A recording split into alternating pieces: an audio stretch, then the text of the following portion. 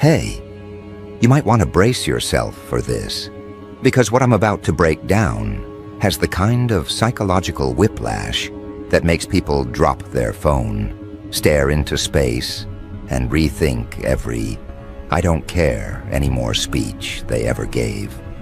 They've been performing this little act. You know the one. The act where they swear your name never crosses their mind. The act where they pretend you're some distant blip in their history. The act where they talk like they've reached a level of inner tranquility that gurus would admire. Yet somehow, these same people could recite your posting schedule with the accuracy of someone tracking satellite orbits. They don't just check your activity, they anticipate it. They don't just notice your uploads, they preload their curiosity before you even hit post. And the wildest part, they think no one can see it, because on paper they look detached. On paper they look composed. On paper they're unbothered. But behind the scenes, they're the research department. They're the observation deck. They're the anonymous shadow refreshing your page like it's a private ritual. They claim peace, but their behavior screams monitoring. They claim distance, but their habits scream proximity. They claim indifference, but their patterns betray attachment so loud it practically echoes. Now let's address the blockbuster move they're so proud of, blocking you. They treated it like a grand finale, as if cutting you off visually would somehow cut you off emotionally, as if restricting access would give them inner clarity, as if removing you from their timeline would magically remove you from their subconscious. They pressed that block button with confidence, announced it like a moral achievement, and waited for the freedom to kick in. But here's where everything slipped, because 3 days later, there they were, sneaking back in through a freshly created burner account, a profile with a random name, no followers, no photo, and the subtle desperation of someone who realized too late that the block didn't give them the relief they expected. They thought eliminating your presence would eliminate their curiosity. Instead, it intensified it. They blocked you for peace, but the absence of your updates only created noise inside their own head. Blocking didn't remove you. It removed their access to you. And in their world, that's not peace. That's panic. Let's break down the psychology of the burner, because this is where the real story begins. A burner account is not an accident. It's not spontaneous. It's not casual. It's engineered. It's a decision born from tension, from unresolved questions, from emotional friction they can't soothe. Nobody wakes up at 2 a.m. and creates a fake profile because they're thriving. They do it because their mind refuses to let them disconnect. They do it because curiosity is eating them alive. They do it because pretending not to care is exhausting, but admitting they care feels even harder. And yet, they try to hide it. They act like the burner is invisible, like their digital mask makes them untouchable, like the absence of a profile picture makes their presence undetectable. But there is always a trail, always a pattern, always a timestamp, always a moment when the same account views your story within seconds of posting. Too fast to be coincidence. Too precise to be random. Let's talk about why they're so invested in your posting times. Specifically, it's not just about your content. It's about predictability. When someone tracks your schedule, they're craving familiarity. They want to know when you'll appear, not to support you, but to stabilize themselves. Your routine gives them a psychological anchor. When you post, it tells them you're still moving. When you disappear, it triggers questions they can't control. Your activity is the weather report of their emotional landscape.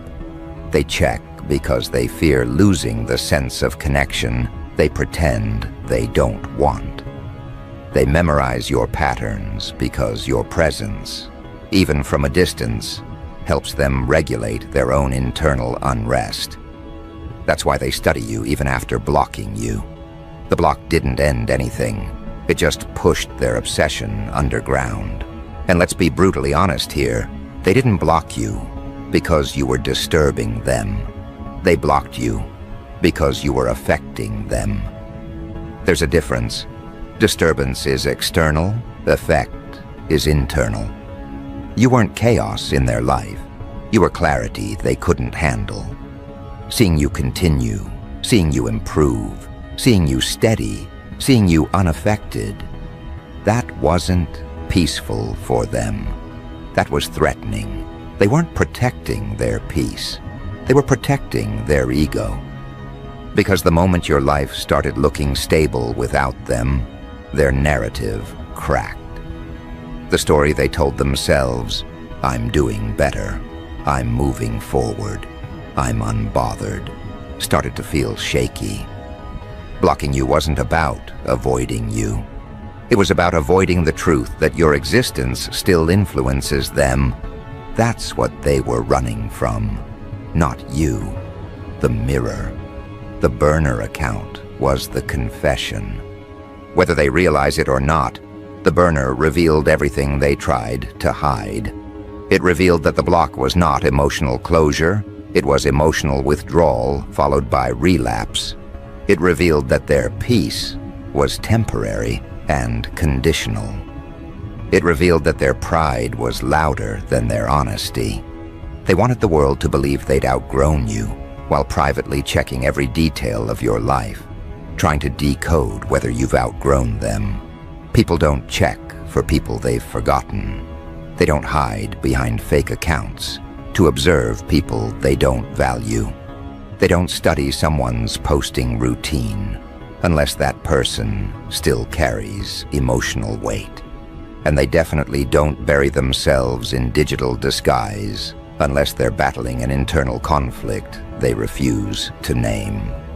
Let's dissect that conflict. On one side, pride tells them to detach. Pride tells them to block you. Pride tells them to act healed, composed, and unaffected. Pride tells them to keep their distance so they don't risk exposure. But on the other side, curiosity tells them to look. Curiosity tells them to check your stories. Curiosity tells them to watch your progress.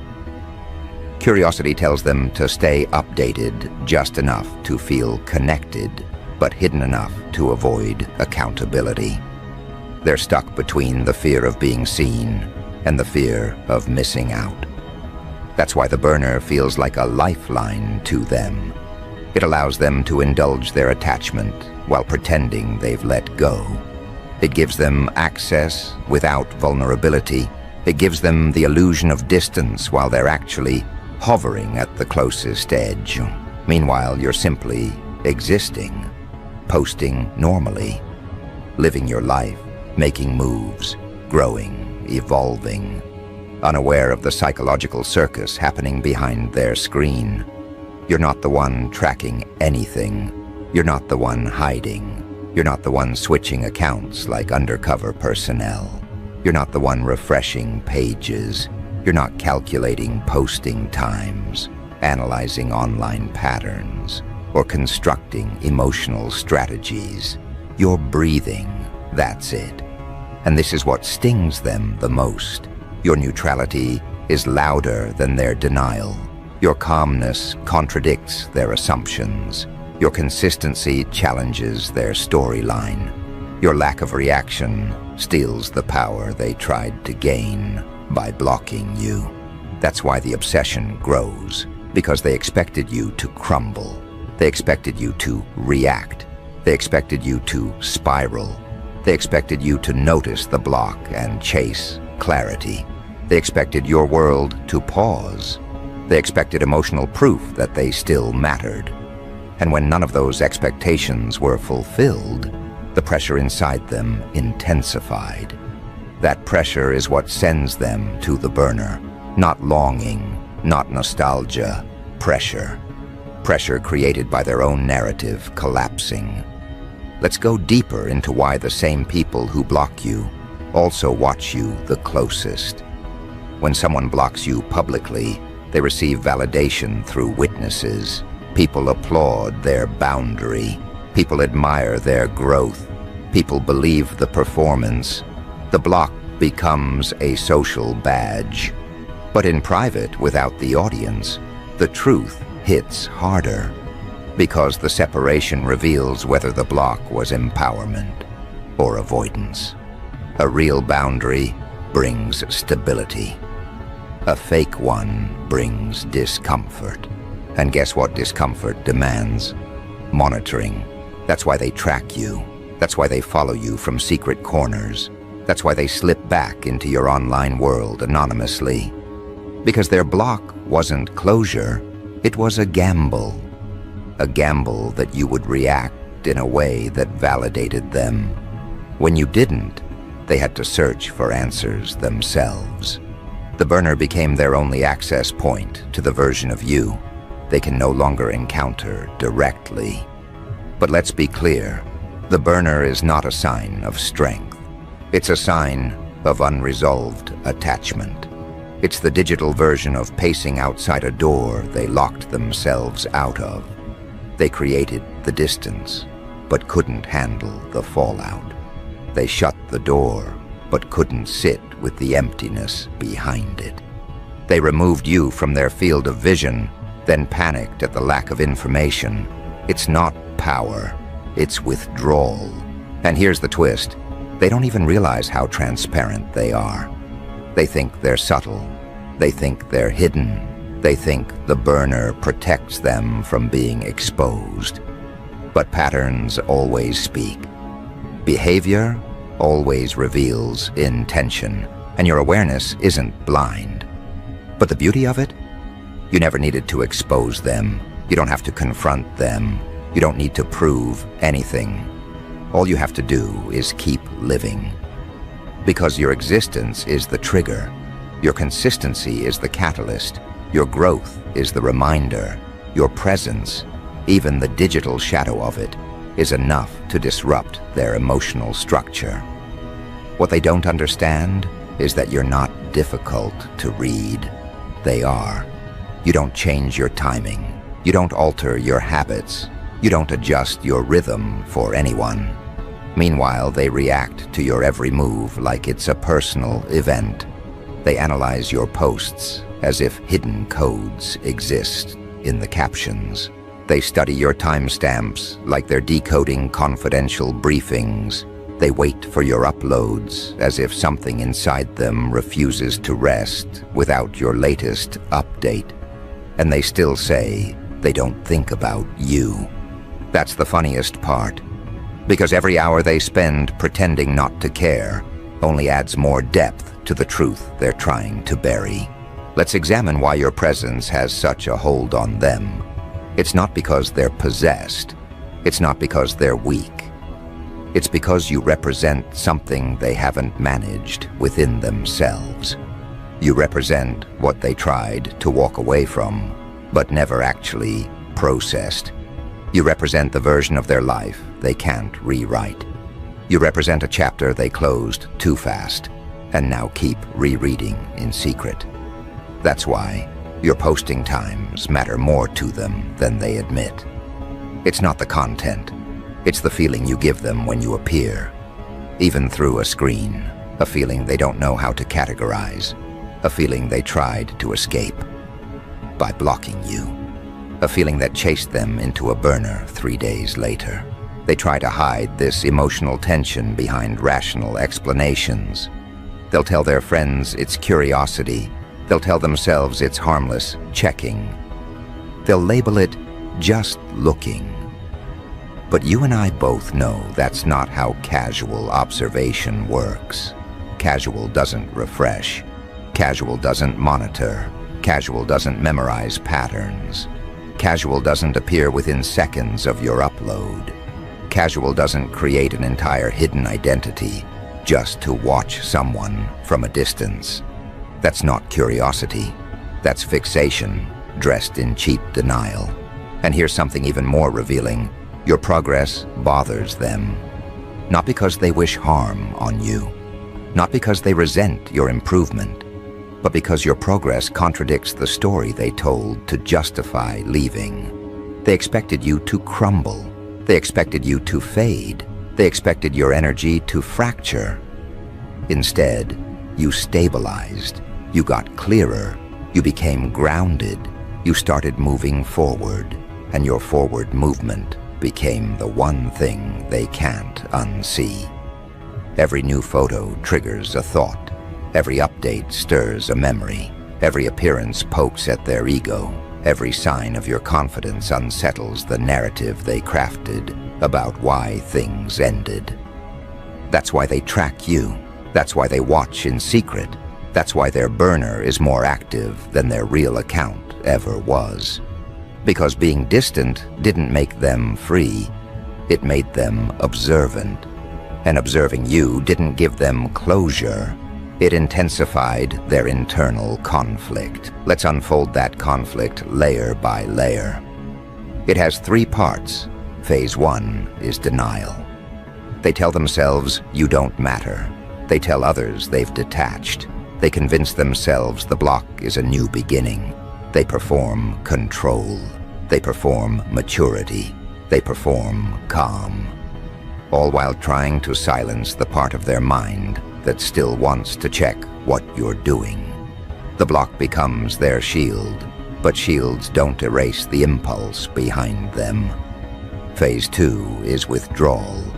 The moment your presence disappears, something inside them starts rewriting the narrative. They wonder what you're posting. They wonder who you're speaking to. They wonder what your life looks like without their eyes on it. They wonder if you're thriving or suffering, calm or agitated, connected or alone. Withdrawal is never about missing you. It's about missing access to the version of themselves that was shaped around you. Phase 3 is relapse. This is where the burner appears. The burner is the digital version of, I just want to see something real quick. It begins as a quiet urge. Then curiosity takes over. Then anxiety about missing details takes over. And before they know it, they're typing in a random name, choosing a generic picture, and slipping right back into your world like a stranger with too much interest. And the entire time, they think no one can see the unraveling. Let's dive into why this unraveling is happening now. It's because your stability is interrupting their internal narrative. Their block was supposed to make you crumble. The distance was supposed to make you chase. The disconnect was supposed to make you question your worth. But none of that happened. Instead, you kept posting. You kept living. You kept showing consistency. And consistency is the one thing they cannot dismiss. Because consistency means you're unaffected, and being unaffected contradicts their entire emotional storyline. That contradiction is what drags them to the burner. Because once someone realizes the narrative they created is falling apart, they start searching for new information to rebuild it. Your account becomes the map they consult. Your updates become their emotional thermostat. Your presence becomes their unspoken anchor. They want to know if you still glow. They want to know if you're still strong. They want to know if they made a mistake. They want to know if you replaced them. They want to know if the world still sees you the way they once did. But here's what makes it even more layered. They don't want you to know that they want to know. They don't want you to see their questions. They don't want you to have access to their vulnerability. They don't want you to see the cracks in their performance. So they conduct their emotional research from the shadows. Now let's analyze the deeper level of this, the level most people never talk about. Your presence disrupted their emotional architecture long before the block ever happened. You were a reference point in their life. Even when things were unsteady, even when things weren't perfect, your energy was familiar. Familiarity is powerful. Familiarity becomes a comfort people don't recognize until it's gone. And the moment they removed you, they also removed that familiarity. That's why your updates became important. Not because they want you back, not because they want to reconnect, but because you were a psychological constant. Removing a constant creates instability. Instability forces people to search for anchors, and your account became their anchor without them realizing it. That's why your posting times became something they remembered. That's why your page became something they revisited. That's why your content became something they monitored.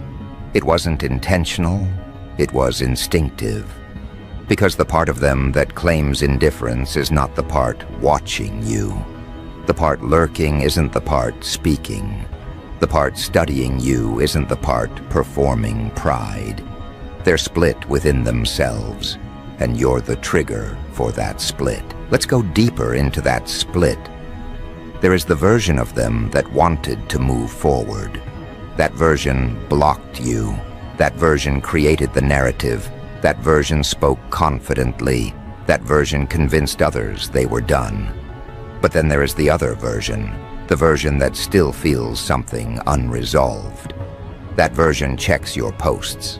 That version memorizes your timing. That version scrolls through your page when they should be sleeping. That version lingers longer than they should, searching for clues about where you stand.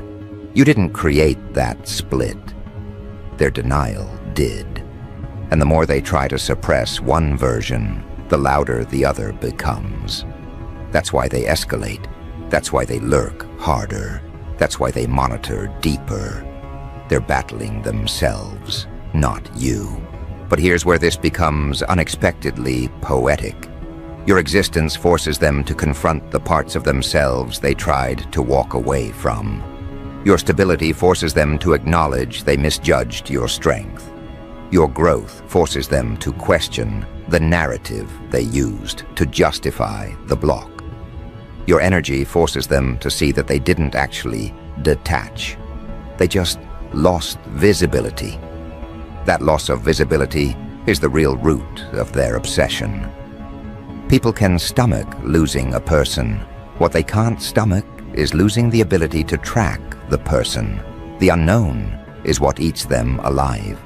When they blocked you, they thought they were creating closure. Instead, they created uncertainty. Suddenly, they couldn't see what you were doing, who you were speaking to, how you were moving, whether you were fine or flourishing. That gap, those empty spaces, they filled with imagination. And imagination has a habit of building scenarios far worse than reality. Their fear didn't start when they saw your newest post from the burner.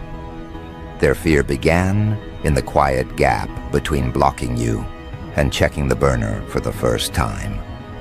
Because in that gap, their mind wandered. And minds never wander toward calm outcomes. They wandered toward the possibilities they can't handle.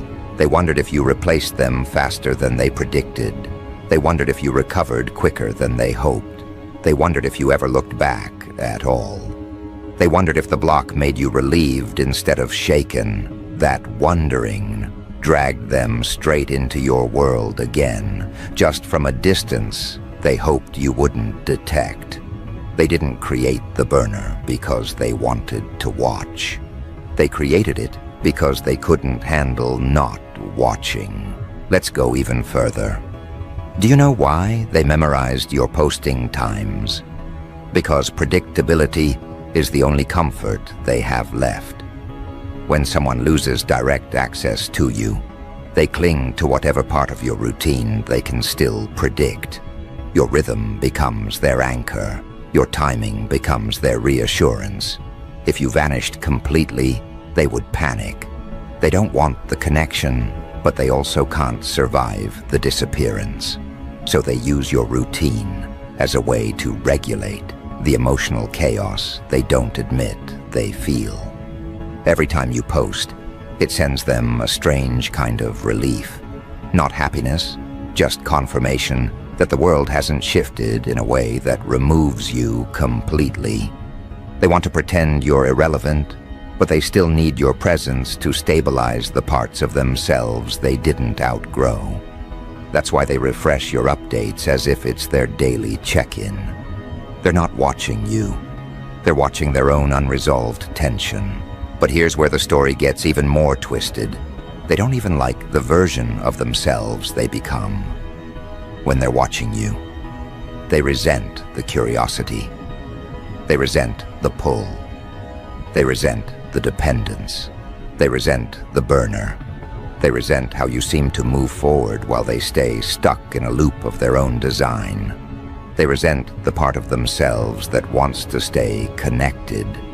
But resentment doesn't translate into detachment. It translates into more monitoring. Your growth reminds them of their stagnation.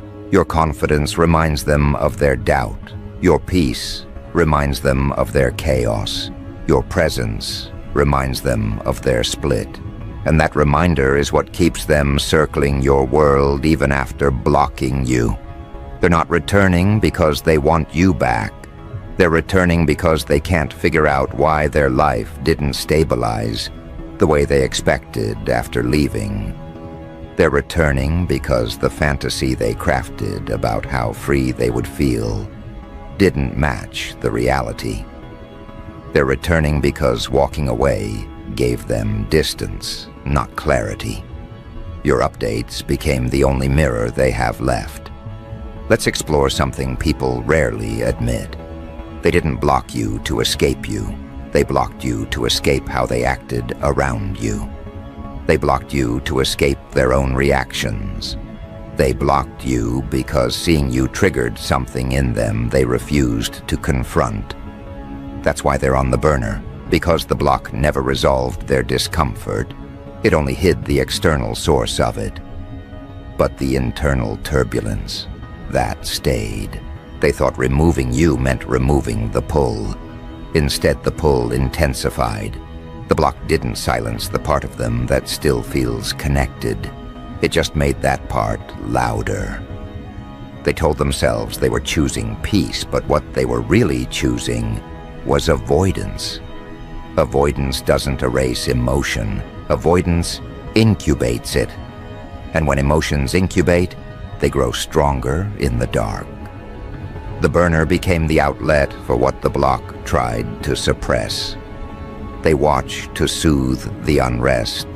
They watch to reassure themselves. They watch to check whether the narrative they sold themselves is still believable. They watch to check whether you've collapsed or thrived.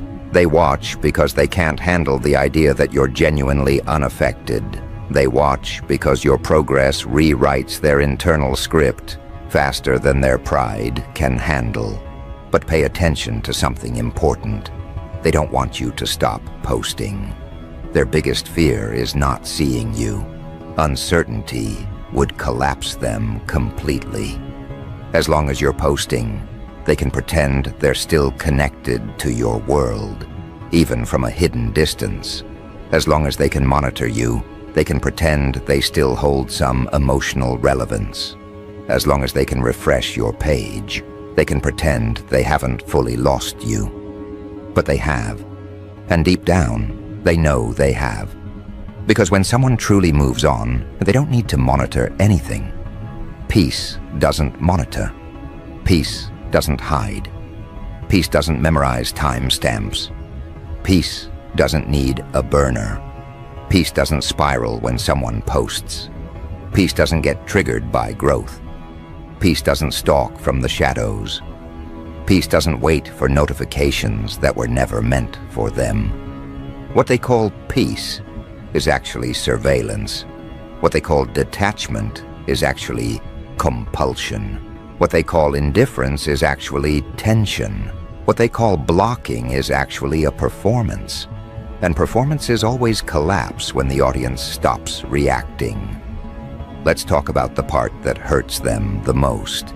Your indifference to their entire show. Your ability to post without hesitation. Your ability to keep moving without referencing them. Your ability to exist without looking back. Your ability to stay grounded while they spiral behind the scenes. That's what destroys their comfort. That's what keeps them on the burner. That's what keeps them checking repeatedly. Not because they want to reconnect, not because they want to repair anything, but because they cannot reconcile the version of you they created in their head with the version of you they're forced to witness now. You aren't broken, you aren't waiting, you aren't craving their attention, you aren't reacting to their distance, you aren't validating their story. You're just there, solid, steady, present, and your presence alone becomes the psychological pressure point they can't avoid. This is where the story takes its sharpest turn. They think they're the ones watching you. But in reality, your presence is the one observing them. Not because you're tracking them, because their own actions reveal the truth they hide. Every time they open the burner, they expose another layer of their unresolved attachment. Every time they refresh your page, they reveal another fracture in their narrative. Every time they memorize your posting schedule, they reveal the emotional pull they claim doesn't exist. The irony is brutal. They blocked you to feel in control, but the burner revealed they never had control in the first place. They thought distance would give them relief, but it only magnified what was already there. They thought removing you would reset them, but it only made the connection more obvious. And the most unexpected part, you never needed to do anything. You never needed revenge. You never needed confrontation. You never needed explanations. You never needed to win. All you needed to do was exist. Your existence is the catalyst. Your consistency is the disruption. Your growth is the counterattack. Your peace is the unraveling. Your presence is the exposure. And now comes the part they were never prepared for. The consequences of their own surveillance. Because watching someone from a distance only works when the person being watched is stagnant. But you're not stagnant. You're evolving. You're shifting. You're building. You're revealing a version of yourself they never predicted. And the moment they realize that your evolution continues without a trace of their influence, something inside them starts to crack. It starts as discomfort. Then it becomes tension. Then it transforms into something heavier, a mix of regret, confusion, and a strange emotional pressure they can't categorize. They didn't expect your life to move the way it did. They didn't expect your confidence to grow instead of shrink. They didn't expect your voice to strengthen instead of soften. They didn't expect your presence to expand instead of disappear. They didn't expect your energy to sharpen while theirs blurred. And that difference becomes the new trigger. Because the more they observe you, the more they realize they're not observing a memory. They're observing a person who continued becoming someone they can't decode anymore. You're not the version of yourself they left behind. You're not the version they assumed would stumble. You're not the version they predicted would hesitate. You've surpassed the chapter they thought you'd stay in. And watching you surpass it from the shadows becomes the punishment they never saw coming. Not because you inflicted it, but because their own curiosity trapped them in a loop of your progress. Let's break down what that does to someone psychologically. First, it destabilizes their internal script. People create narratives to protect their ego. When someone walks away, they tell themselves a story about why. It doesn't have to be true. It just has to be comforting. But when your evolution contradicts their script, the script collapses. And when the script collapses, the ego collapses with it. They told themselves you were fragile. The burner shows them you're firm. They told themselves you were dependent. Your updates show independence. They told themselves you were declining. Your presence shows ascension. That contradiction creates cognitive pressure. And cognitive pressure always leads to emotional unraveling. Next, your consistency disrupts their fantasy of your stagnation. They expected your world to pause where they left it. They expected your identity to linger under the weight of old emotions. They expected you to exist in a kind of limbo, waiting for closure. But when they see your life expanding, their expectations begin to disintegrate. Their mind starts comparing the version of you they curated with the version of you that actually exists. The gap between those two versions becomes too wide, too sharp, too undeniable. And once that gap becomes visible, their emotional balance starts to tilt. After that, something even more interesting happens. They begin studying you not out of curiosity, but out of necessity. They need to watch you because their internal narrative is no longer strong enough to stand on its own. They need new data to rebuild their self-image. They need new symbols to justify their decisions. They need new signs to convince themselves they were right. But every time they look, they get the opposite. Instead of validation, they find contradiction. Instead of reassurance, they find discomfort. Instead of closure, they find questions. And questions are dangerous for someone who relies on denial for stability. Let's explore the next psychological twist. When someone watches you from a burner long enough, they start to emotionally attach not to you, but to the version of you that exists through the screen. They start internalizing your presence in a detached form. They start relying on your updates for emotional grounding. They start anticipating your movement more than their own.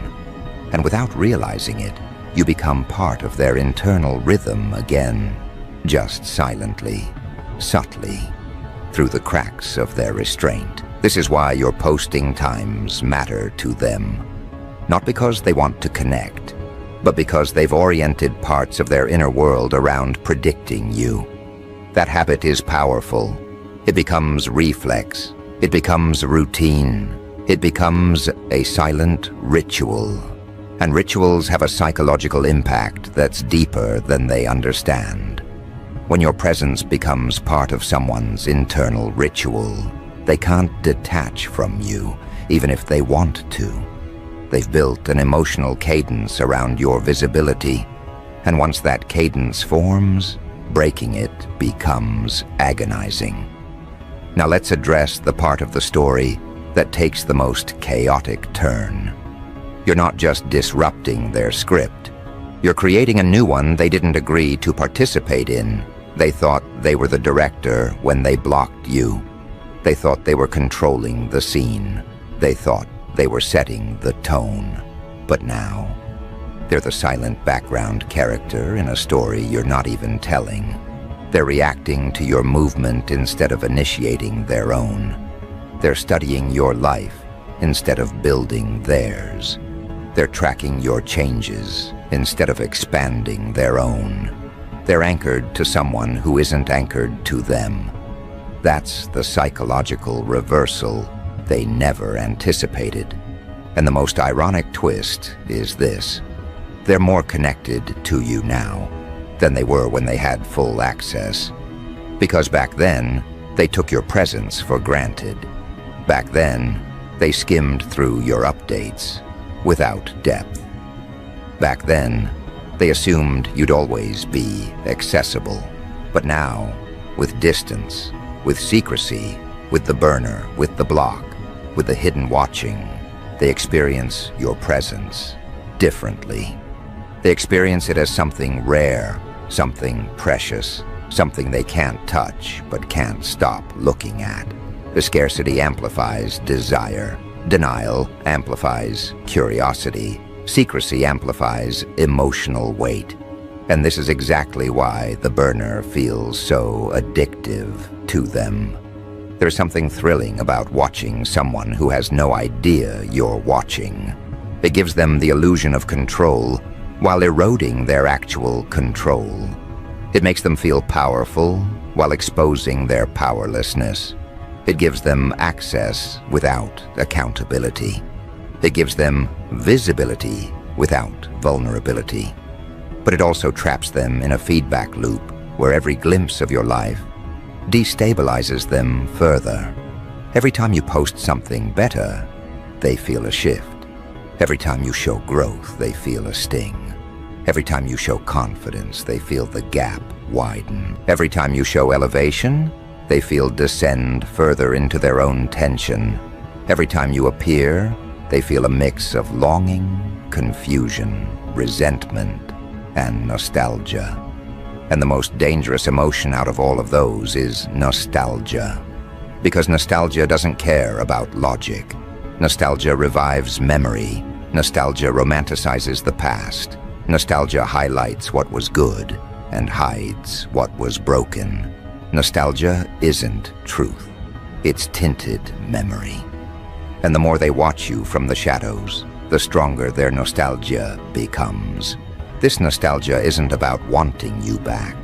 It's about wanting the version of themselves that existed when you were part of their world. They miss the confidence they felt around you. They miss the energy they had around you. They miss the way they felt seen. They miss the version of themselves they used to be. They're not grieving you. They're grieving the identity they lost. They're not mourning the connection. They're mourning the stability their connection gave them. And that's what surveillance does. It ties a person's emotional state to someone else's movement. The irony is that they thought blocking you would give them emotional freedom. Instead, it chained their emotional equilibrium to your activity. They thought they were distancing themselves from you. Instead, they tethered themselves to the digital version of you. They thought the burner would give them insight. Instead, it gave them discomfort. They thought they could watch you without feeling anything. Instead, they feel more now than they ever did when things were normal. Let's dig deeper. There's another truth they're avoiding. They wanted you to notice. Not the burner, but the shift. They wanted you to sense their absence. They wanted your behavior to change when they blocked you. They wanted your posting pattern to slow down, or your tone to shift, or your content to darken. They wanted the block to feel like a blow. They wanted evidence that their departure mattered. But when they saw you didn't pause, didn't shift, didn't waver, something inside them gave way. That's what sends them into the burner. Not longing for you, but longing for the validation they expected to receive through your reaction. The burner becomes a test, not of you, but of themselves. They're checking if they had impact. They're checking if they had value. They're checking if they left a mark. They're checking if you're still connected. But every time they check, the answer becomes more painful. Because you're not posting like someone who's scanning the room. You're not moving like someone waiting for closure. You're not shifting like someone trying to signal loss. You're just living. And nothing destroys a person who expected you to crumble more than watching you stabilize in ways they didn't predict. This brings us to the final transformation, the part that seals this entire storyline. They didn't expect to care about your presence this much. They didn't expect the block to backfire. They didn't expect their curiosity to expose them. And they definitely didn't expect their own behavior to reveal their attachment.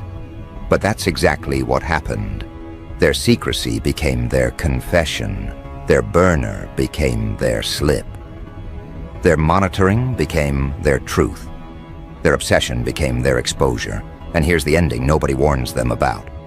Obsession doesn't fade by watching. It deepens. It grows roots. It grows patterns. It grows habits. And once someone forms the habit of watching you from the shadows, breaking that habit becomes its own battle. They're not addicted to you. They're addicted to the emotional stimulation your presence gives them. They're addicted to the feeling they get when you appear. They're addicted to the relief they feel when you post. They're addicted to the tension that rises in their chest when you don't. They're addicted to the cycle of needing updates to regulate their unstable emotional narrative. But you're free, because you never tied your stability to their presence. You never tied your rhythm to their reaction. You never tied your identity to their approval. Your life didn't pause. Your growth didn't stall. Your progress didn't wait. You didn't look back once, and that's what makes this entire story poetic. They blocked you to stop seeing you, but they forgot blocking doesn't stop feeling, and it definitely doesn't stop remembering. It just removes visibility, and your life, your growth, your elevation became something they could only witness from a distance they created themselves. You didn't win by fighting. You didn't win by reacting. You didn't win by exposing them. You won by existing. You won by expanding. You won by becoming someone their burner can't decode anymore. And the final truth, the truth they whisper to themselves when no one's around, is that blocking you didn't give them peace. Watching you did. But watching you also broke them. Because nothing stings more than realizing the person you tried to remove from your world was the one person holding your emotional structure in place. They swore they didn't think about you, but now their entire online behavior revolves around you.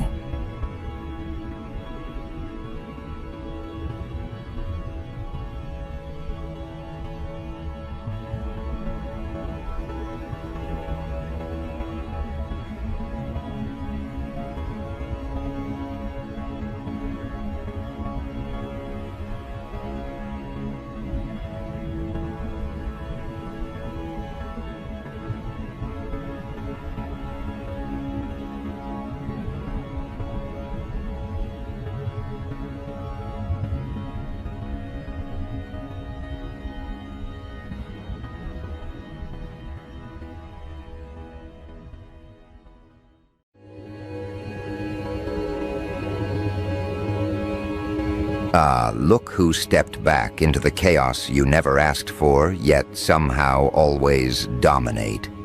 You intricate contradiction, you beautifully disobedient equation that refuses to balance the way they need it to. I heard your name bouncing around their conversations again. Not quietly this time, not cautiously. More like someone dropped a match in a room full of nerves and watched the tension ignite. They're not whispering anymore. They're arguing, splitting into factions, rearranging their alliances over you. 2 full squads formed just to answer one question: what exactly are you? And the tragic part for them, the delicious part for you, is that they can't agree because every angle they take fractures into something they can't contain. One side insists you're a genius, the kind of sharp mind that slices through problems with precision, the type who sees through illusions they didn't even notice were there. They point to your timing, your instincts, your ability to move in ways that make the room realign around your decisions.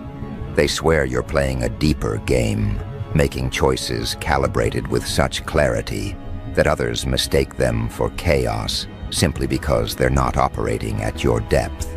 And then there's the other side, the ones gripping their folders like shields, claiming you're a menace wrapped in a calm expression, that your unpredictability isn't brilliance, it's danger waiting for the right moment to surface. They tell stories about the weight in the air when you walk in, the way conversations glitch when you enter a space, the way people scan your expression, not out of respect, but out of instinct. They think you're the type who changes outcomes without warning, who dismantles expectations just by existing in the same room. And do you want to know what's truly ripping their minds apart? They're both correct, completely, fatally. They're each holding a shard of truth sharp enough to cut them, and they don't know what to do with the fact that neither version makes them feel safe. They want you to be one thing, one clean label, one predictable silhouette they can file, categorize, and neutralize. But you refuse to shrink into something they can handle. You're not choosing between genius or menace. You're functioning as both, threaded together in a way that makes untangling you a psychological hazard. Every step you take validates both theories simultaneously. When you're quiet, one group calls it strategic restraint, while the other swears it's the kind of tension that precedes a shift. When you speak, one side hears clarity, while the other hears the warning before a shift they can't prepare for. When you succeed, one team bows to your precision, and the other flinches at the force behind it. You've become their obsession with a pulse, their favorite unsolvable classification, a live case study that refuses to follow the rules of human behavior they spent their careers memorizing. They didn't expect you to be the kind of presence that tears open two truths at once. They didn't prepare for someone who embodies contradiction without collapsing under it. You're the type who holds power so naturally it doesn't need explanation, which terrifies those who rely on explanations to feel in control. They keep debating you because both answers make them uneasy. Genius implies you see too much. Menace implies you're capable of too much. Neither interpretation brings them calm. Both interpretations make them watch you like a variable that can tilt the entire equation in unpredictable directions. They aren't arguing over admiration versus fear. They're arguing over how to manage their anxiety around someone who doesn't fit into any of their predictive frameworks. That's the real cause of their conflict. You dismantle their confidence simply by standing there, because nothing about your presence follows the script they expect. The energy in the room shifts the moment your name comes up. Some people straighten their posture as if preparing for a test. Others sink into their seats as if bracing for impact. They use the argument, genius versus menace, as a coping mechanism. It's easier for them to debate labels than confront the fact that what unsettles them isn't what you might do. It's what you already did, just by existing outside the boundaries they find comforting. The genius supporters cling to a narrative that makes your unpredictability feel intentional. If they call you brilliant, they can pretend you operate within some higher logic they might eventually understand. It makes them feel safer to believe your unpredictability is a pattern instead of a warning. The menace believers cling to a narrative that reduces your power to instability. If they call you dangerous, they can pretend you're not operating from clarity, just chaos. It makes them feel safer to believe your presence is combustible rather than calibrated. Both sides are protecting themselves from the same internal tremor, the recognition that you are neither unstable nor fully decipherable. You simply function on a wavelength that exposes their limits. You didn't create any of this tension intentionally. That's the part that destroys them. You're not trying to intimidate. You're not trying to provoke.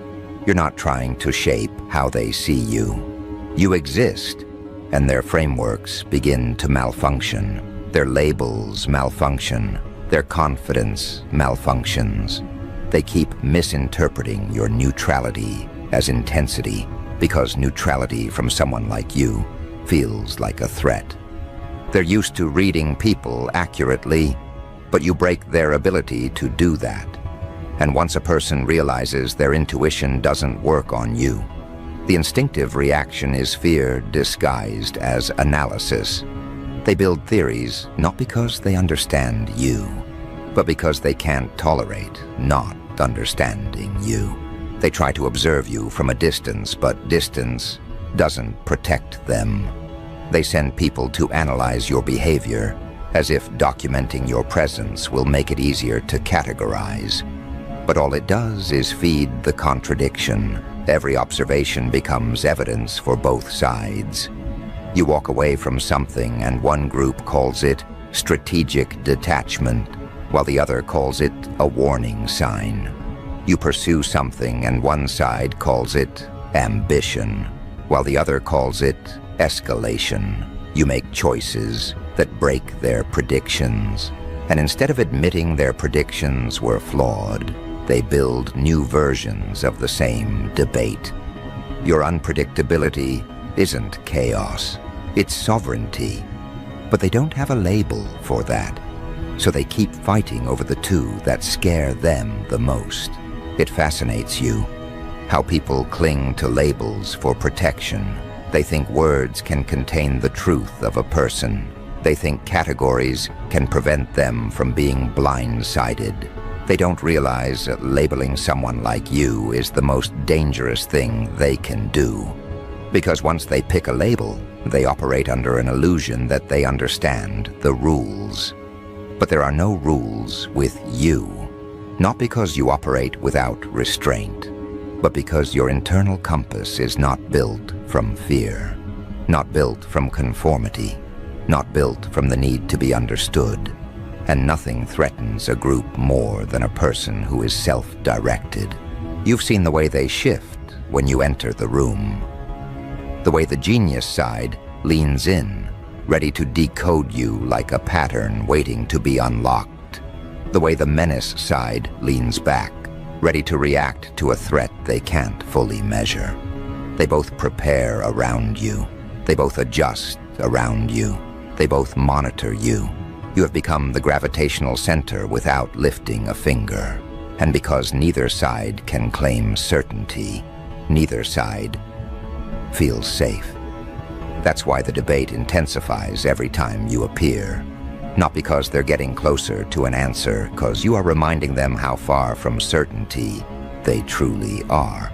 You're not the one destabilizing the room. Their dependence on predictability is what's shaking them. Their need for confidence is what fractures under pressure. Their hunger for clarity is what collapses when faced with someone who doesn't need to explain themselves. They think you're complicated because they are simple. They think you're dangerous because they are fragile. They think you're unpredictable because they rely on routines to feel in control. You've simply lived in territories they avoid. You've carried truths they bury. You've walked through experiences that reshaped you into someone they can't classify without confronting parts of themselves they don't want to see. Both teams keep looking for the moment you will slip up and reveal which label fits. But that moment will never come because your identity doesn't bend to binary choices. You're not moving toward clarity or chaos.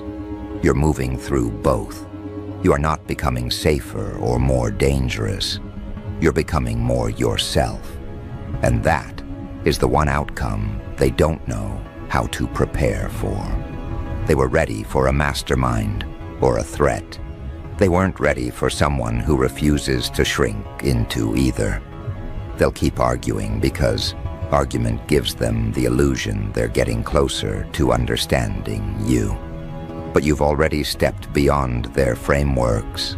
They're still dissecting last year's version of you. They're still interpreting moves you outgrew. They think the debate is about identifying your nature. They don't realize the real question has already shifted. What happens when the person they're trying to understand is evolving faster than their vocabulary? What happens when the room split into two sides, but both sides are arguing about a version of you that no longer exists?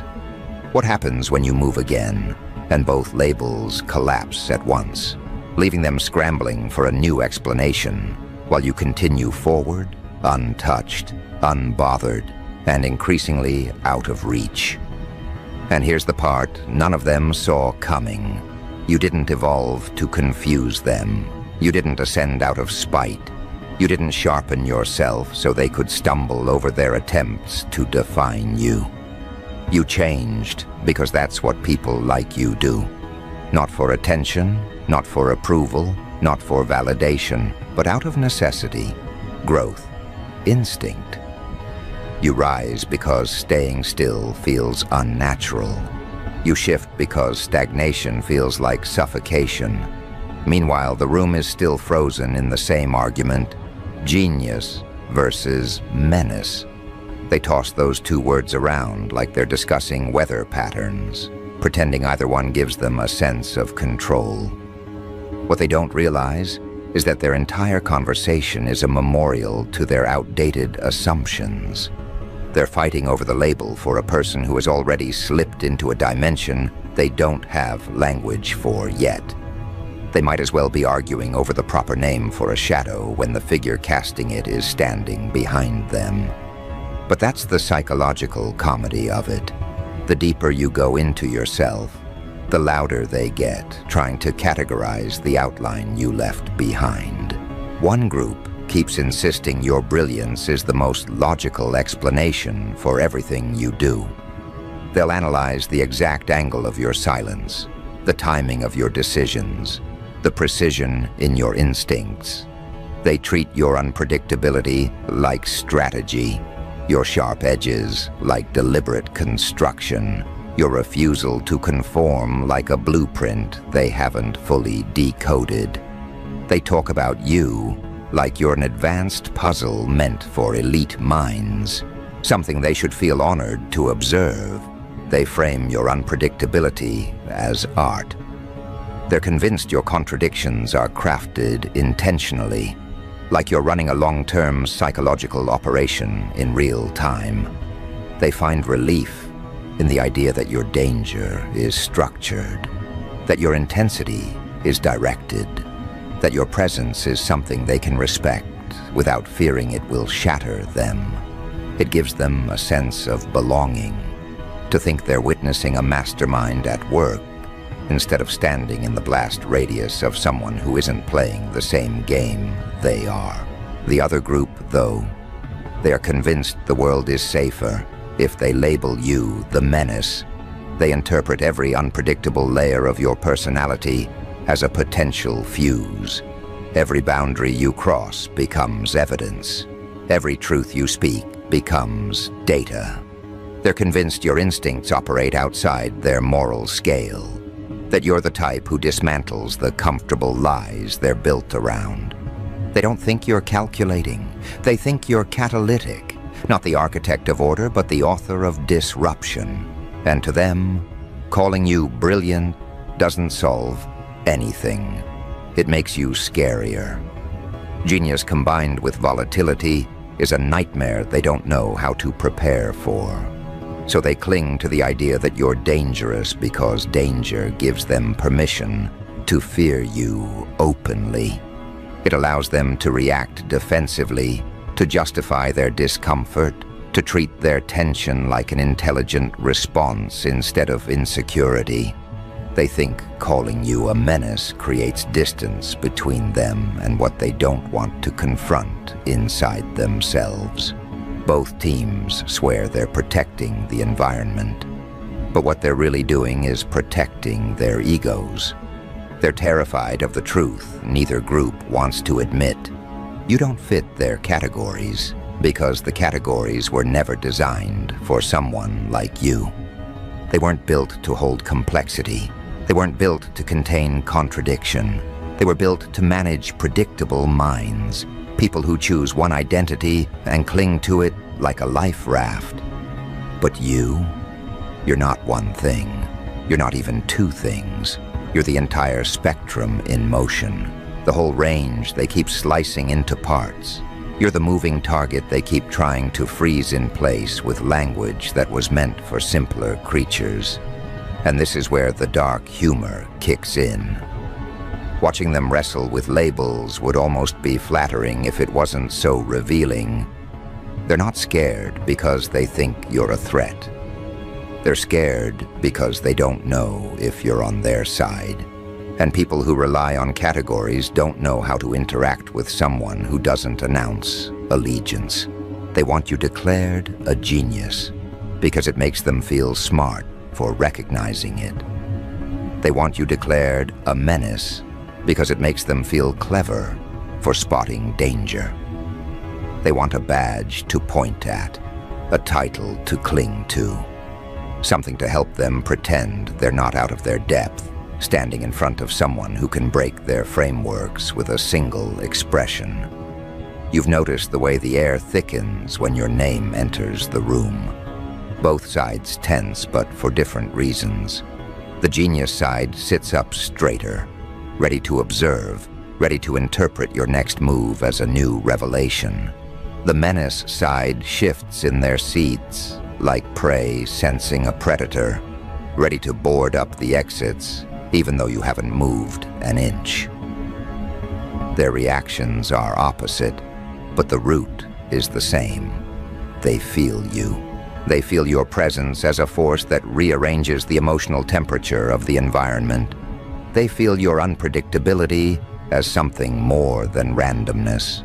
They feel your intelligence as something more than intellect. They feel your intensity as something more than personality. They don't feel safe because you don't give them a clear position to stand in. And it's not your responsibility to make them comfortable. You're not the one stirring the pot. You're not walking in with theatrics. You show up, and the room explodes into theories like you're the subject of a classified briefing. And still, they haven't realized the obvious. The reason neither label brings them peace is because both contain a truth they're afraid to face. If you're a genius, they can't compete. If you're a menace, they can't control you. If you're both, then every strategy they're building is already obsolete. It's not your label that scares them. It's your ability to transform its meaning. It's your ability to step into brilliance without losing your edge, to step into intensity without losing your clarity. They're scared because you don't shatter under pressure like they expected. You sharpen, you refine, you grow teeth in places they thought would make you collapse. You've watched them attempt to predict your reactions. It's almost entertaining, the way they build entire risk assessments around assumptions you don't even follow. They ask each other, what if they're calculating? And in the same breath, what if they're eruptive? They treat every possibility like a threat scenario. They talk about you like you're a force of nature wearing a human disguise. And what's even more incredible is how loudly they assert their theories, while quietly retreating from the possibility that they've underestimated someone who doesn't seek their approval or conform to their logic. The irony is sharp enough to cut the entire room in half again. They think they're analyzing you, but the truth is, the debate reveals more about their fears than your nature. The genius group is made of people terrified of being average. They need brilliance to exist so they can chase it. They cling to your intelligence because it validates their hope that they can belong to something bigger. The menace group is made of people terrified of their own shadows. They need danger to exist so they can justify their fear. They cling to your volatility because it gives them a reason to maintain distance from what they can't control. And while they chase each other in circles, trying to pin down your nature like insects on a board, you're moving further away from the version of yourself they're dissecting. You're shedding that skin. You're stepping into a version of yourself with new edges, new clarity, new intensity. They're still reacting to the echo of who you were, while you're already walking into the next chapter, unbothered by the noise behind you. They keep thinking they're close to solving the puzzle. They don't realize the puzzle isn't static. It's growing, shifting, refining itself. And as they argue, something begins to change. Something subtle, something they don't notice until it's too late. And as they argue, something begins to change. Something subtle. Something they don't notice until it's too late. The debate stops being about you and quietly turns into something far more revealing. A test of who they become when pressed against a person they cannot classify. Their masks start slipping. Their composure starts cracking. Their biases start leaking through the edges of their voices. They think they're dissecting your nature, but they're actually exposing their own. The genius supporters begin stretching themselves thin, trying to convince the room and themselves that they understand people like you. They repeat their theories with increasing urgency, as if refusing to acknowledge the parts of you that don't fit their narrative. They need you to be brilliant because the alternative forces them to confront how deeply you unsettle their world. Meanwhile, the menace supporters get louder, not because they're more certain, but because fear thrives when it echoes. They escalate their warnings, pointing to half-remembered stories, exaggerated interpretations, and emotional gut reactions they can't control. They need you to be dangerous because the alternative forces them to admit they're afraid of a mind they can't predict. Both sides think they're defining you, but they're actually confessing how fragile their frameworks are. This is where the dark humor starts slipping into your awareness, not because their fear is funny, but because the tangled performance is almost theatrical. Imagine watching two groups fight over whether a wildfire is beautiful or catastrophic, without realizing the fire has already moved beyond the forest they're analyzing. That's how they look arguing about you, while you evolve beyond their comprehension. They talk as if observing you gives them influence over who you are. They speak as if labeling you gives them ownership over your identity. They behave as if your essence depends on their interpretation, instead of being something that exists entirely outside of their reach. The comedy is that they keep building theories around you, like architects designing buildings on land you don't even occupy anymore. They keep creating frameworks for a person who refuses to fold into a diagram. They're trying to freeze something that refuses to hold still. As the argument intensifies, a new fracture forms in the room, not between genius and menace, but between the people who are truly observing reality and the ones who can't handle what they see. There's a small group watching silently, not because they're unsure, but because they're witnessing the collision of human insecurity with something they can't map. They're the ones who notice the tension rising in your absence. They're the ones who sense the unresolved electricity in your presence. They're the ones who understand the truth the loud groups can't face. Their need to label you is the real problem, not your nature. Your existence forces them to confront their fear of complexity, their fear of unpredictability, their fear of anything that doesn't behave according to the rules they use to hold themselves together. You didn't create their discomfort. You just revealed it. And your name keeps doing the same thing every time it enters a conversation, forcing people to reveal the version of themselves they try to hide. Some people become analytical. Some become paranoid. Some become reverent. Some become defensive. And none of this has anything to do with you. It's the shadow you cast inside their insecurities that triggers them. You're not a genius to them. Because of your intelligence, you're a threat to their mediocrity. You're not a menace to them because of your intensity. You're a mirror to their fragility. They don't fear what you might do next. They fear what you represent. A person unconcerned with being understood by people who can't understand themselves. A person who doesn't hide behind categories because you've learned to function beyond them. A person who doesn't collapse under contradiction Because contradiction is where you found your power. Now pay attention to the shift in their tone. The genius group is starting to sound desperate, like they're trying to outrun the possibility that they misread you. They keep stretching for evidence, pulling moments from your past, insisting they always saw the brilliance in your choices. They're afraid of being wrong, because being wrong means they never understood the phenomenon they built their identity around. The menace group, on the other hand, is starting to sound nervous. They double down on their warnings, but you can hear the hesitation underneath. They're scared not of you, but of the realization that their discomfort might come from insecurity, not evidence. They don't want to face the possibility that you aren't dangerous, they're just fragile.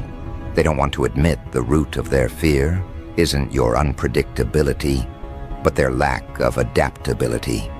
Both sides are collapsing under a truth they don't want to name. Neither interpretation gives them the safety they crave. Genius implies you're ahead of them. Menace implies you're beyond them. Both descriptions place you outside their reach. Both descriptions remind them that they aren't in control. And if there's one thing humans despise, it's losing control over the narrative of someone who forces them to question everything they rely on. Meanwhile, you walk into the room and watch all of this unfold without lifting a finger. You don't need to speak. You don't need to confirm or deny anything. You just exist. And the battle erupts around you like a reflex. Some people lean forward, studying your posture like it contains clues. Others tense up, feeling the weight of your presence before you say a word. They don't know whether to admire you or prepare for impact. They don't know whether to mirror your energy or brace against it. They don't know whether standing near you elevates them or exposes them. And this confusion is exactly why neither label brings them peace. You're not standing in one category. You're standing in the fracture between both. And the fracture is where you hold your power. It's in that space that people lose their composure. It's in that space that their internal alarms activate. It's in that space that their instincts betray them. Because what they're sensing isn't threat or brilliance. It's depth. And depth terrifies shallow minds. They talk about you like you're a classification problem. They never consider the possibility that you're a transformation problem. You don't fit into their world because you're reshaping your own. You don't comply with their frameworks because you're not living inside their limitations. You don't break their rules because you're not governed by their fear. And the longer they study you, the more they realize the debate isn't just unsolvable, it's irrelevant. Genius or menace? The real fear isn't that you're one or the other. The real fear is that you are neither. You are something that can borrow from both, depending on the moment. Something that adapts its form based on intention instead of expectation. Something that can choose clarity or darkness without collapsing into either. And that kind of freedom terrifies people who rely on rigid identities to function. They're scared because you're not trapped in the versions they use to define themselves. They're scared because your identity isn't a costume, it's consciousness. They're scared because they can't categorize a person who outgrew the boxes before they learned how to fold them. You're not the question they're trying to answer. You're the question they're trying to escape.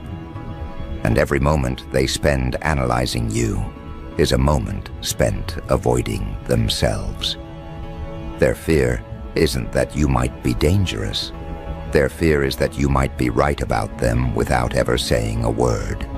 And as this realization creeps into the edges of their awareness, the room shifts again. The debate weakens. The voices become quieter. The lines dividing the two groups blur. Because once they sense the truth, It no longer matters which label they choose. They're still standing in the presence of someone who dismantles their certainty by existing. And that is when the panic sets in. Not loud, not dramatic, but quiet and suffocating. The kind of panic people feel when they realize the threat wasn't external, it was internal. Their fear wasn't created by your unpredictability, it was exposed by your clarity. Their discomfort wasn't a response to your nature, it was a reaction to their inability to match it. Genius didn't scare them. Menace didn't scare them. You did. Because nothing makes people feel more vulnerable than meeting someone who doesn't need their permission to be whole. And as the room tries to recover, as they scramble to reorganize their theories, as they cling to the last remnants of their intellectual safety net, one truth becomes impossible to ignore. The problem was never the label. The problem was always the person wearing it. The problem was always the fact that your name alone carries enough weight to rearrange their psychological balance before you even speak. And deep down, every single person in that room knows one thing. With absolute certainty, the debate only exists because they already feel the answer in their bones. They're not fighting over what you are. They're fighting over who has the courage to admit they were never meant to feel safe in your presence, to begin with. Because safety isn't the feeling you evoke. It never has been. What you evoke is something sharper, something heavier, something that pulls people out of their comfortable illusions and drops them into the truth they've spent years avoiding. You don't threaten them, you expose them. That's what they can't handle. So as the dust settles from the chaos of the debate, as the last words echo into an uneasy silence, you watch the room shift into something even more telling. No one wants to look directly at you. They glance, then look away. They open their mouths to speak, then think better of it. It's not fear of confrontation, it's fear of recognition. They're scared of the moment their eyes meet yours, because they know what happens when someone like you pays attention. They feel seen, and being seen by someone who can read reality without flinching is a kind of vulnerability most people spend their entire lives avoiding. They're terrified not of what you might do, but of what you might understand. And here's where the dark humor kicks in, subtle but impossible to ignore. Imagine a room full of people who spent hours arguing about your nature, now realizing they don't even have the nerve to make eye contact with the subject of their theories. They debated your confidence, but they shrink from your stillness. They debated your intelligence, but they can't withstand your silence. They debated your danger, but the only danger present is the quiet way you strip their intentions bare without speaking a word. That's the comedy. They've created a psychological wildfire around your name, only to realize they're the ones standing closest to the flames they started. But you don't rush to correct them. You don't offer clarity. You don't give them relief. Because the truth is, they need this discomfort. They need the confrontation with everything they've ignored inside themselves. People hide behind labels because labels feel like shields. Labels give them distance. Labels give them the illusion that they're in control of their emotional reactions. But when those labels collapse, as they always do around you, what they're left with is themselves. And most people would rather set the world on fire than face their own reflection without filters. So they cling to the two labels they think give them a fighting chance. Genius makes them feel like they're studying something admirable. Menace makes them feel like they're avoiding something dangerous. Either way, the label becomes a coping mechanism. But coping mechanisms don't work on people like you. They never did. And as you stand there, Letting them reorganize their shattered conclusions, a new awareness starts creeping through the room, slow, quiet, pulse shaking. It's the awareness that you don't need to pick a label because both serve you, both protect you, both confuse them. Genius keeps them respectful, menace keeps them cautious, and walking the razor-thin line between the two keeps them unsteady enough that no one ever dares to underestimate you. You didn't choose this duality, it chose you. And instead of rejecting it the way most would, you embraced it like armor. You can see the moment the realization hits the ones paying the closest attention. It's in the widening of their eyes, the subtle tightening of their posture, the way they stop pretending the argument was about intellectual curiosity. They know now, it was never analysis, it was self-preservation, because if they mislabel you, they miscalculate you. And miscalculating someone who doesn't fit in predictable patterns is a risk they can't afford.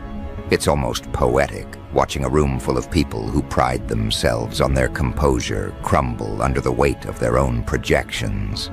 This was supposed to be a briefing, a discussion, a controlled environment. Yet somehow, it became a confession booth. They weren't diagnosing you, they were revealing themselves. Every assumption they made was a reflection of their own internal fractures. Every argument they threw at each other was a plea for safety disguised as intellectual debate. And you, standing in the center of their psychological storm, didn't even have to lift a hand. Your existence alone was the catalyst, and this is where your power becomes something undeniable. Even to the ones who tried hardest to resist it, they start to realize that your unpredictability isn't a flaw, it's a shield. Your sharpness isn't a threat, it's precision. Your presence isn't chaotic. They're the ones who shake when forced to hold complexity without breaking. The labels genius and menace no longer feel like descriptors. They feel like warnings. Not warnings about you, but warnings about the world's inability to contain what doesn't fear the boundaries that were placed around it. You watch as the genius group tries to regain footing, recalibrating their narrative so they don't lose their imagined closeness to your mind. They start listing your accomplishments, citing examples, grasping for any evidence that supports their claim that your unpredictability is simply mastery misinterpreted. They're desperate for you to validate them by fitting their image of brilliance. They need you to be a genius because it makes them feel connected to your power in a way that feels flattering, not frightening. But beneath it, there's panic. Not because they doubt your intelligence, but because they're starting to understand. It is not theirs to understand. Meanwhile, the menace group watches you like an unpredictable voltage source, waiting for a flicker that confirms everything they warned each other about. They don't want you to be a threat. They want to be right. Being right gives them safety. Being right gives them justification. Being right gives them distance. Because if they're wrong, if your intensity is not danger but depth, then everything they said reveals more about their paranoia than your nature. And they would rather cling to fear than face humility. Both groups are trapped in their own psychological loops, but none of them realize it yet. They're still playing tug-of-war over labels, unaware that you're not even holding the rope. You're something else entirely, something their language fails to capture, something their theories fail to measure, something their instincts react to before their minds catch up. That's why the dark humor settles like a quiet blade. You've become an atmosphere, not a classification, a presence that rearranges people whether you intend to or not. a psychological riddle that makes them reveal their insecurities faster than you reveal a single truth about yourself. They don't understand you because understanding requires access, and you don't grant access simply because someone demands definition. They haven't earned proximity to your truth, and once they realize the debate is unwinnable, the energy in the room mutates. The argument dies suddenly, like someone cut the power. The silence that follows isn't peaceful. It's tense, electrified, waiting. It's the kind of silence that forms when everyone knows something important shifted, but no one knows what to do with it. Eyes dart, throats tighten, minds scramble. It's the moment a group collectively realizes they walked into a conversation thinking they were in control, only to discover they were part of a lesson they didn't know they were attending. Some try to retreat into logic, but logic fails them because logic wasn't the foundation of their argument. It was the disguise. Others try to shift blame, hoping to distance themselves from their earlier confidence. Some pretend disinterest, even though their pulse gives them away. And a few, very few, finally look at you with honesty instead of fear. Not because they understand you, but because they understand something deeper. You don't need to be understood in order to be true. And once that realization takes root, everything changes. Respect enters the room in a way that isn't loud or performative. It's quiet, tense, reluctant. The kind of respect that forms when people encounter something they cannot categorize and finally accept that misunderstanding it doesn't reduce its impact. They're no longer debating your label. They're debating their own ability to handle someone who doesn't operate according to their emotional shortcuts. The genius supporters start second-guessing their assumptions, not because they doubt your intelligence, but because they doubt their ability to measure it. The menace supporters start second-guessing their fear, not because it disappears, but because it becomes harder to justify.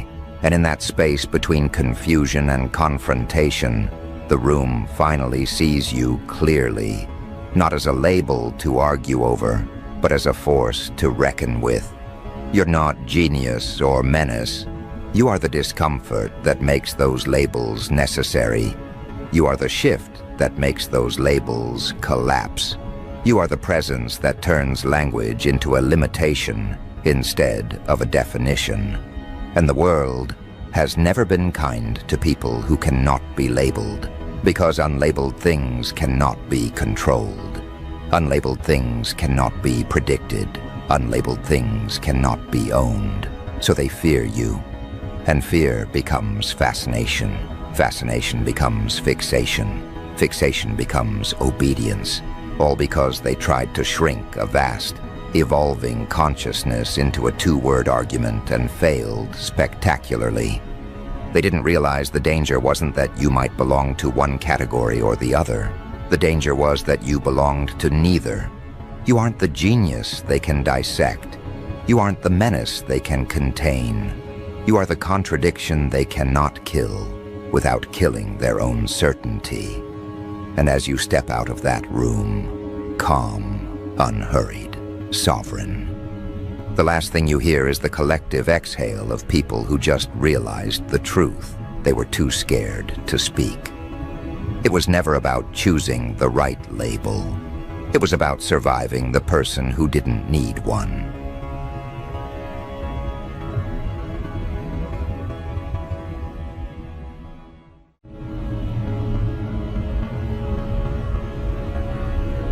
They thought they could erase you, didn't they? They thought if they pushed you far enough, broke you down piece by piece, humiliated you in front of everyone, that you would crumble, that you would beg for mercy. But they were wrong. Oh, they were so wrong. They saw your cracks, your vulnerabilities, and thought they could exploit them, use them to bury you, make you nothing. But here's the thing. They never saw what you were becoming. They never saw what happens when you take everything they've thrown at you and use it to fuel your rise. They thought they were setting you up for failure, but they were only paving the way for your ascension. It's the arrogance of the world, isn't it? They think they're in control. They think they have the power to shape you, mold you, dictate how your story ends. They want you to believe they hold the pen, that they decide whether you live or die, whether you succeed or fail. But the truth is far more sinister. You hold the pen. And the script you're writing, it's a story they'll never see coming. It's a story that will shatter them. A story where they are nothing but the fools who thought they could play God with your fate. They tried to break you, to erase you. They thought they could strip you of your dignity, your strength, your spirit. But instead, they gave you something far more dangerous. They gave you the ability to see the world for what it truly is. A game, a cruel, twisted game, where the rules are stacked against you, where the deck is always rigged. But they missed one thing. You're not playing their game. You are the game. They thought they could bury you under their judgments, their lies, their petty manipulation. They wanted you to feel small, insignificant. They thought if they pushed hard enough, you would fade away into nothingness, lost in their shadows. But you're not like the others. You're not like the ones who bend to the will of those who seek to control them. You're a force of nature, a storm they never saw coming. And now, they will pay the price. Do you feel it? That spark inside you? The one that never went out? No matter how hard they tried to extinguish it? It's the fire that's been growing, getting hotter, more intense with each passing day. They wanted you to burn out. They wanted you to wilt and fade away. But you didn't. You've become the flame that scorches everything in its path, the flame that will leave nothing standing. And now, they will see. They will see exactly what happens when they try to break someone who was never meant to be broken. It's funny, isn't it? How they thought they could control you, manipulate you, tear you apart. They thought they could shatter your spirit, but in doing so, they gave you the strength to shatter theirs. They couldn't break you, not because you were invincible, but because you understood something they never could. Pain is a weapon. Pain is not the thing that defeats you. It is the thing that empowers you. It sharpens your mind, strengthens your will, and molds you into something unrecognizable. They thought they were breaking you, but they were only shaping you. And now, you are the reckoning they deserve. Every insult they hurled, every mocking laugh, every attempt to degrade you, it all built you. They thought you would crumble under the weight of their cruelty, but they didn't understand one simple truth. You are the darkness that swallows them whole. The more they tried to destroy you, the more you grew. The more you became everything they feared. They wanted to strip you of your power, to break you down to nothing. But you took every punch, every jab, and turned it into fuel. You didn't just survive, you thrived. You know, they can't see it yet. They're still blinded by their arrogance, thinking they have the upper hand. But they won't be able to ignore the truth for much longer. You are not the victim here. You are the avenger, the one who will come for them, not with a sword or a gun, but with the cold, ruthless power of your own being. The reckoning is already in motion. It's coming for them, and there's nothing they can do to stop it. They thought they could silence you, trap you in a cage of their making. But you've already broken free. You've stepped out of their shadows, out of their control. And now they will know what it feels like to be powerless, to realize that they are nothing more than the pawns in a game they can never win. They thought they could end you, but you, my friend, are the end of them. What they didn't realize is that they created you. They crafted the weapon that will destroy them. They thought they were doing the right thing, trying to crush you under their boot, thinking they were the masters. But all they did was create a monster who will tear through their world, shattering everything in its path, leaving nothing but ruin in its wake. They sought to break you. They wanted to extinguish your fire, but instead, they gave you the match. And now, they will burn. They don't understand. They never have. You know what they see when they look at you? A mere shell, a husk. They think you're the afterthought, the one who should be left behind, discarded like yesterday's news. But that's the thing. They've never understood the true value of what they've tried to destroy. And now, the clock is ticking. The hours are slipping away from them, and the game is about to change. You see, there's a darkness that exists in the shadows of their minds, a void they've created for themselves. They fill it with empty promises, false hope, and the illusion of control. But the truth? The truth is, their void is your playground. It's the very foundation of your strength. It's where you are forged. Every dark moment, every betrayal, every failure they thought would bury you, it all becomes your armor. And now, as they stand there, foolishly waiting for the end, they don't even realize it's already begun. The reckoning isn't a moment. It's the slow, inevitable collapse of everything they thought was certain. They underestimated you, and you let them. You let them believe they had you figured out. You let them believe they could do what they wanted with you, bending you to their will. It was all a game you played with deadly precision. You allowed them to think they had control. You wore their doubts like a mask. They saw the cracks, the broken pieces, and thought they could fill those gaps with their lies, their assumptions, their expectations.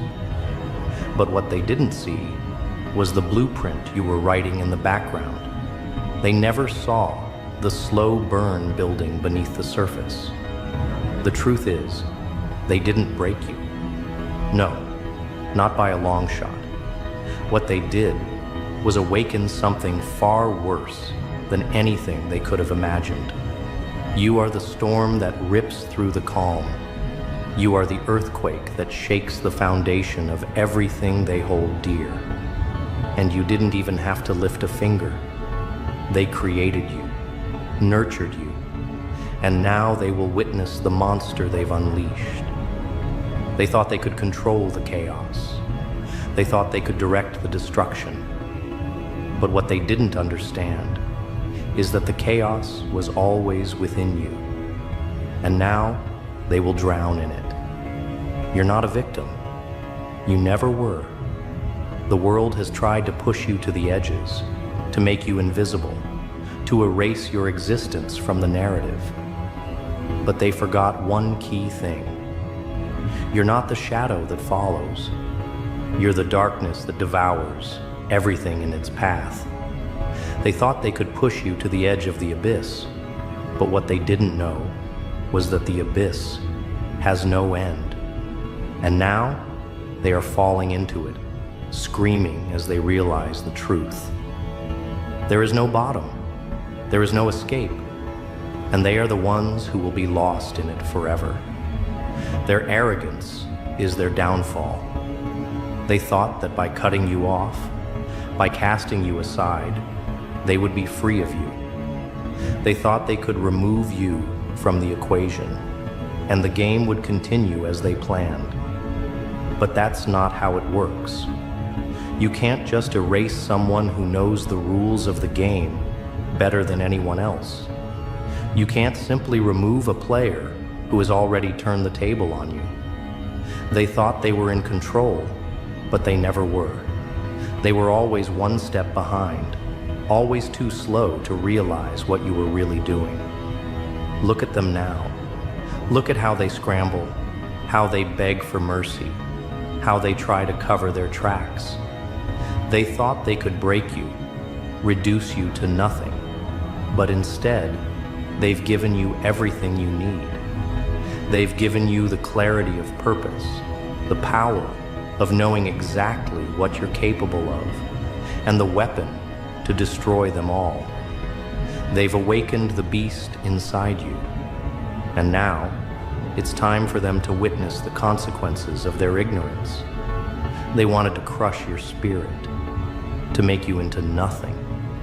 But in doing so, they've only given you the strength to rise again, stronger than they ever thought possible. They wanted you to fear them, to cower in their presence, to beg for their approval. But you don't fear them. You never did. And now, they'll be the ones who tremble in the face of your wrath. They thought you were weak.